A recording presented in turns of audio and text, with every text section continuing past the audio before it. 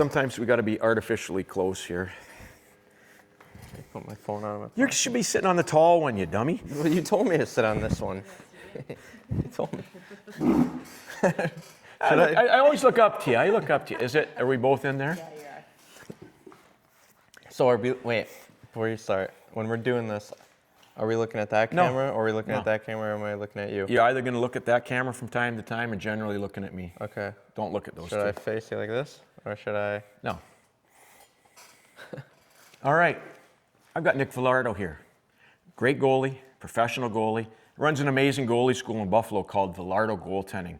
If you're in that area, go see Nick. He does privates, he does camps, he does clinics, he does everything goalie related.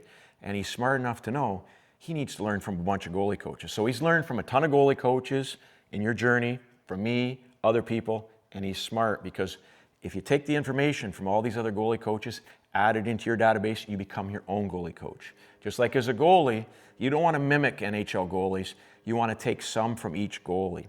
So welcome to the Future Pro Studio. What do you think of the studio? It's awesome. I love the memorabilia. Personally, I collect old goalie memorabilia, so we're on the same page with that. So my family gives me no end of crap about this because how many people have a shop with personal pictures of myself autographed? That seems like I'm a narcissist of some sort. A little bit. Just a little bit? Just a little bit. I think as a goaltender, you got to be a little bit cocky because if you don't believe in yourself, nobody's going to believe in yourself. I think it helps a lot. Like my personal favorite goalie is Patrick Waugh, and I think his mental game is the strongest mental game of any goalie, and I think that's something that's helped him become one of the best goalies, is that confident cockiness that he has. No question. And my favorite is when he thought he had that puck. He made the big heroic glove save. He thought he had it, and they tapped it Detroit, in. yeah. So being cocky's risky. You got to make You gotta be good. You got to be good, and you have to make it internal cockiness, not external, so your teammates hate you. I had a little problem with that. Nick's great at confidence, but he keeps it internalized. So Nick's playing pro hockey, but let's not jump ahead to the pro hockey. Let's start with the journey. So you grew up in Buffalo. Yep. And what made you want to be a goalie? I think the equipment, I think the mass, I think basically what everyone else wanted to get in with goaltending, it was the same thing with me. I don't even really remember it. I know I started off playing as a player for I think a couple months, and I transitioned to goalie pretty quickly. Transitioned Yeah. to a goalie? Yeah. Cool. You identify as a goalie. I identify as a goalie. I identify as an ex-goalie, an old goalie. See, the difference with me was I liked the gear, but the reason I was the goalie, I was a POS. I couldn't skate, so they put the bad kid in the net. I ended up being able to skate decently later. Doesn't Now- really show it right now when you're on the ice trying to score. But Well, that's, I can score on 9-year-olds, but not adults. Now, as that journey happened, so you started being a goalie in Buffalo. No matter what city you're in, it's always going to be politics, nepotism. So how did you get to the higher levels of AAA and all the way up through? How did you grow your game? Who were some influences goalie coaching-wise? And how did you do that? well, I think the main way to get through politics is just to be better than everyone else, and I know parents don't want to hear that, and I know you agree with that. You and I are on the same page as well. And for me personally, I just worked harder than everyone else, and from a young age I was pretty good, but I didn't really know that what I wanted to do until maybe a few years into it, and then I really just dedicated my whole life to it with off-ice workouts and trying to be on the ice as often as possible, and just right from there is when I kind of knew that I wanted to do something with it. So the elephant in the room is you're not 6'4", although you're sitting on a big stool, just so you feel comfortable. I'm not this short. Big challenges with your amazing talent. Your size talent wasn't there, but your puck stopping talent was there. So how were you able to get past all the doubters that were saying about your size? Did it change your structure, your tactical approach? How did you manage what God gave you to make yourself a professional like you are right now, getting paid to be a goaltender? Yeah, I think even now there's still challenges with it. Like even my current coach now in Kiev, they didn't want to offer me at first because of my height. And then as soon as I got there, the coach, we kind of laughed about it the first couple of days I was there when he saw me play on the ice. But I think no matter what, a smaller goalie is going to have challenges, and I still have challenges. But I think just the main thing, instead of crying about it and wishing that you were a lot taller, the best thing to do is just try to become the best version of yourself. And that's all you can do. You got to dance with the girl you brought. And you were born with that height. I was born being this ugly. You just got to deal with it. And parents, when you hear that they're only picking tall goalies, you got to settle down. I don't think it's something where you got to kill the messenger. this is the way it is. So if your kid's going to be diminutive and small, fine. Play hockey for fun like you should be doing if you're 6'4".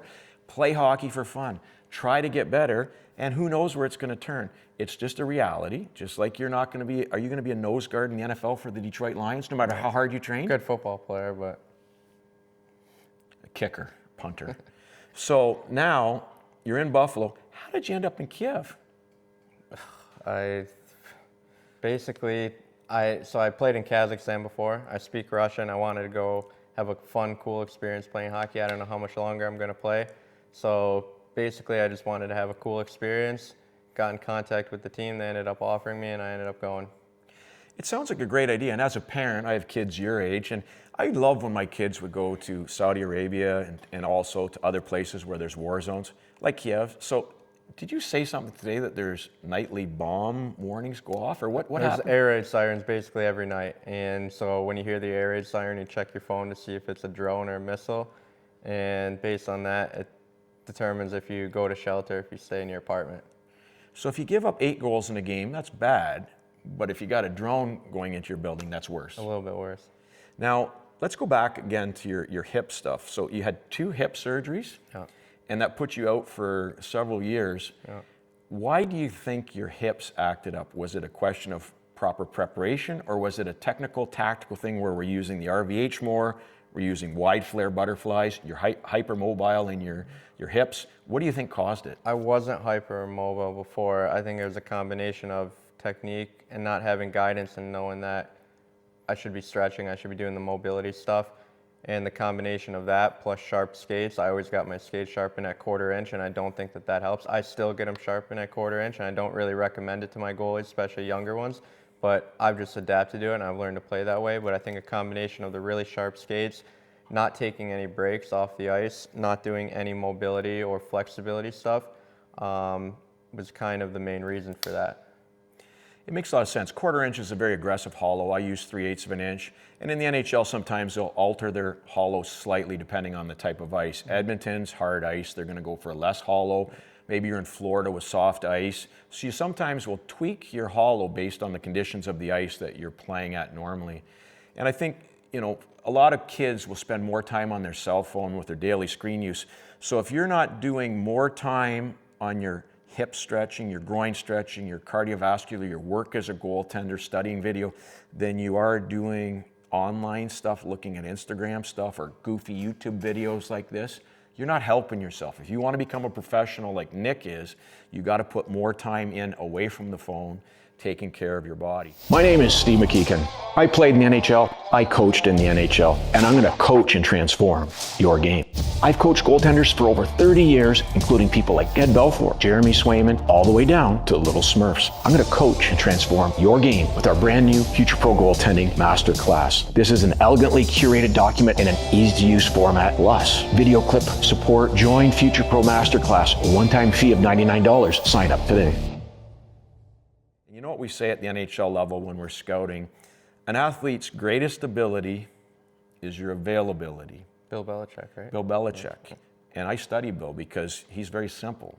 And he's a great guy to model yourself after, because he's not going in the dressing room using these big superfluous words and sequential derotation and head over puck and lateral shift and tracking and all.